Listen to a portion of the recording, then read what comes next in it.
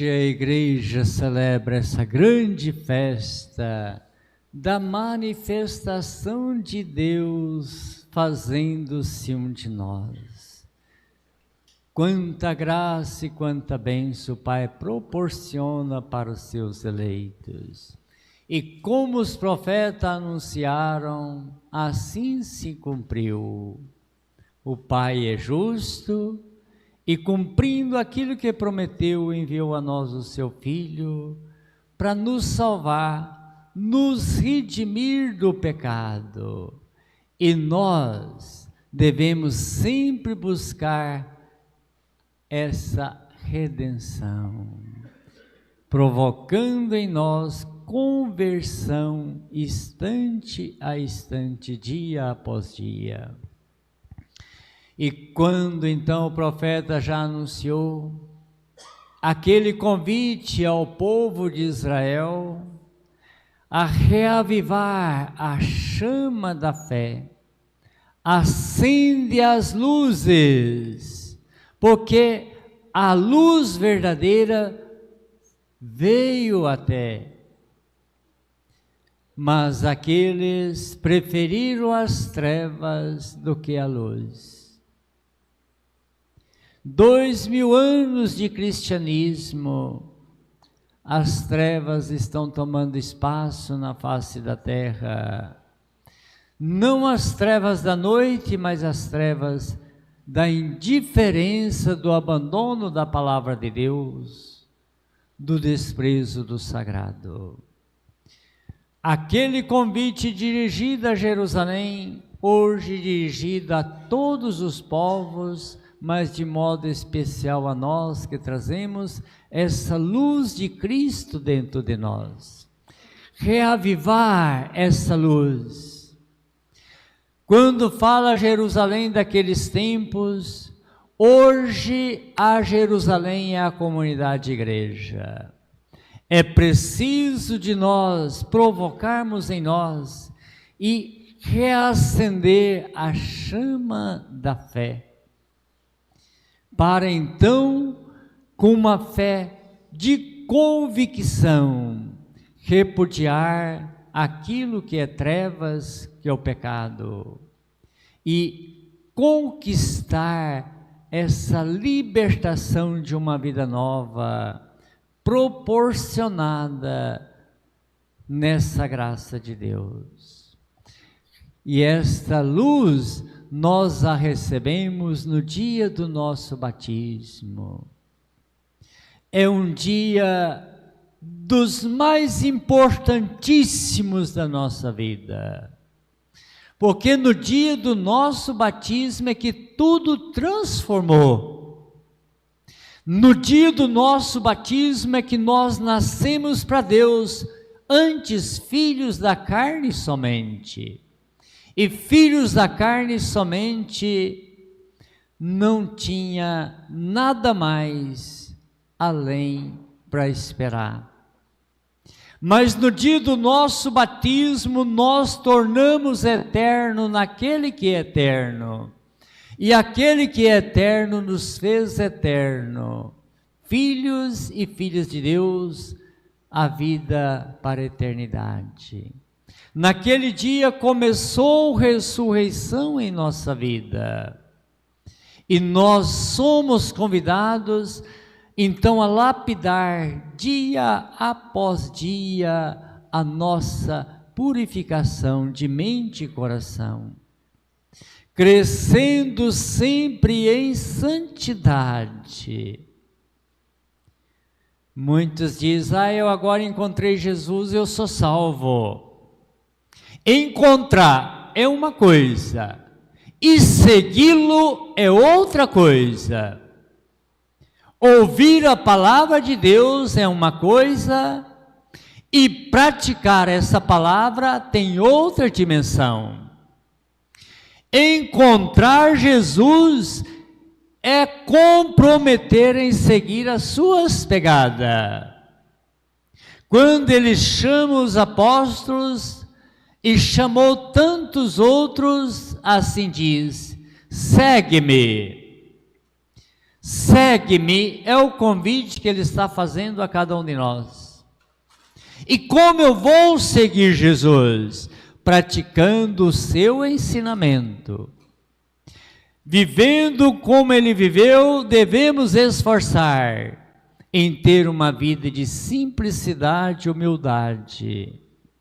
Ele se manifestou simples, e na simplicidade ele foi reconhecido como enviado do Pai. E assim, comprometendo, aqueles que seguem, comprometem. E então, no início do cristianismo, tantas e tantas objeções os cristãos enfrentaram, tantas perseguições e tantos açoites, mas diante de tantas oposições, aqueles que eram cristãos autênticos e verdadeiros.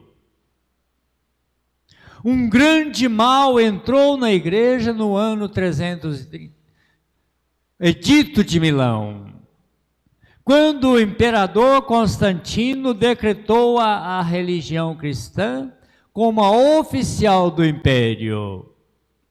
E o grande mal entrou na igreja.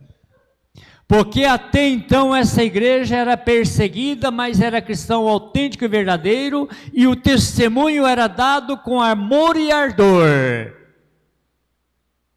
Com o Edito de Milão, decretado por Constantino, aí surgiram os cristãos só de nome, católicos só de nome, e esse mal ainda está presente tão forte no hoje da nossa caminhada. Diz, mas não vive. Ouvem, mas não pratica a palavra. Encontraram Jesus, mas repudiaram segui-lo. Com a vida de humildade e simplicidade, amando e perdoando sempre. Então a estrela da fé foi sufocada, ao passo que sufocada também foi no povo de Israel. Mas, quando faltou alguém que comprometesse em viver a fé, Deus providenciou, como os profetas já anunciaram, em povos pagãos. Deus iluminou para que aquilo pudesse despertar no povo eleito o desejo de aproximar mais e mais de Deus. E não foi o suficiente. Quando então os historiadores assim diz que os magos não se conheciam,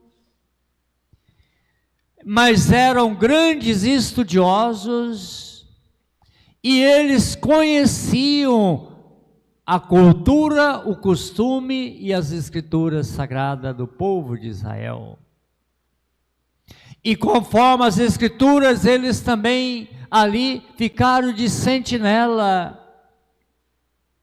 E Deus, vendo a pureza de mente e coração daqueles, deixaram então antenados, vigiando, ao passo que essa vigia não aconteceu no povo de Israel. Ao passo que Jesus disse, orai e vigiai, nós não podemos desprezar esse convite que Jesus faz a cada um de nós. Vigiando e orando, nós vamos estar sempre de sentinela. E ali então Deus providenciou aqueles que, representando os 3 continentes habitáveis da época, continente asiático, continente europeu, continente africano. E Deus iluminou que eles encontrassem um ponto comum. E dali a unidade. Na unidade, guiados pela estrela, era realmente, os estudiosos afirmam, que uma estrela brilhou no universo. E guiado por aquela estrela é providência divina. É providência divina. Chegaram então em Jerusalém. Se é rei, está no palácio, e ali chega na corte de Herodes. Onde está o recém-nascido? E aquilo provocou uma perturbação tão grande em Herodes e nos habitantes de Jerusalém, porque já sentiram arruinado ser rei, nós vamos ser destituídos, vai ocupar o nosso espaço. Tinha os sacerdotes, os doutores da lei, que na cegueira espiritual não instruíam, que é um rei messiânico, que diferentemente dos reinos da terra, usaria o seu reinado para santificar, e usaria então a força do amor para combater as opressões. Arruinaram, e ali já se manifesta o mundo de trevas. Quando os magos chegam ali no palácio de Herodes, a estrela deixou de brilhar, porque o mundo de trevas ali estava. Na cegueira espiritual também os sacerdotes, os doutores da lei, os fariseus. Quando indagado onde o Messias deveria nascer, está na ponta da língua. Sabia as escrituras até de cor, mas não tinha força para praticar, porque prestígios e privilégios cegaram os sacerdotes, os doutores da lei. Em Belém, na Judéia, assim está escrito pelo profeta. Por que então não estavam de sentinela e vigiando? Falharam na missão os sacerdotes. É um grito de alerta para nós padres e bispos nos dias de hoje, tomarmos cuidado para que essa cegueira espiritual não apodere de nós, que quando aqueles à frente na cegueira espiritual, também conduz a comunidade à cegueira espiritual, e nós devemos estar de sentinela, com os olhos da fé radiante, valorizando a palavra e praticando-a. Sabiam, mas não praticavam. É aquilo que nós estamos refletindo. Nós devemos esforçar para praticar a palavra de Deus, pelo amor que você tem em Deus, pelo amor que você tem no Filho de Deus. Valorize a sua palavra, familiarize com a palavra do Divino Mestre. Ela é a luz que ilumina, nos fortalece e nos conduz ao porto seguro ao qual todos nós almejamos, a eternidade em Deus. Nosso desejo é o céu, nosso objetivo é o céu. Canalize agora, não deixe para depois. E ali a falsidade já manifesta. A inveja gera falsidade. A inveja é a força do mal que cegou Adão e Eva e continua cegando tantos no hoje da história. E a falsidade manifesta. Vá e quando encontrar, avisa-me para que eu também vá adorá-lo. E se revelou a falsidade. Quando viu que foi traído pelos magos, decretou a sentença de morte de todas as crianças ao redor de Jerusalém e de Belém, de 2 anos para baixo. Mas o Deus nosso, nada tem força contra ele. E assim, Jesus continua a missão até hoje, na mente e no coração de nós, iluminando e nos conduzindo. E ali, quando eles afastam da corte de Herodes, eles ficaram muito alegres, porque a estrela voltou a brilhar novamente. E guiados pela estrela, encontraram o Divino Mestre. Aquela simples família, aquela simples criança, ali ajoelharam, adoraram e ofereceram o presente: ouro, incenso e mirra. Ouro, reconheceram a realeza daquela criança. É o Rei, o Senhor, Messias enviado do Pai. É Rei. Incenso, é divino, é Deus. Por isso adoraram e ofereceram incenso. E reconheceram que aquela criança passaria pela paixão. Mirra, ouro, incenso e mirra. Rei, Deus, passaria pela paixão para nos redimir.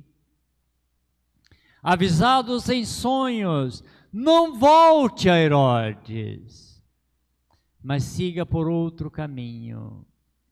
Esse convite Deus está fazendo a cada um de nós. Conversão instante a instante, dias após dia. Não voltemos a trilhar os caminhos que seguimos até o presente momento.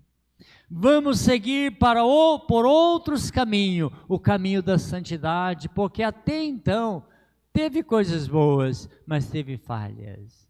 Vamos fugir daquilo que nos leva à cegueira espiritual. Como eles fugiram de Herodes, o traiçoeiro, vamos fugir de tantos Herodes do hoje da nossa história. E quais são esses Herodes do dia de hoje? Nós podemos enumerar tantos adjetivos aí, tantos substantivos, prefigurando os Herodes do hoje da história. Fuja, vamos por outro caminho, o caminho, verdade e vida, que é Jesus. Ele está fazendo esse convite: segue-me. As minhas pegadas não te deixam errar. As minhas pegadas você encontra na Escritura Sagrada. Pratique, pratique. E assim, como no início do cristianismo, aquele fervor dos primeiros cristãos, dos apóstolos, todas as nações da época ficaram conhecedoras da palavra de Deus. E porque hoje grande número de nações não serve a Deus, não aceita e não reconhece Jesus.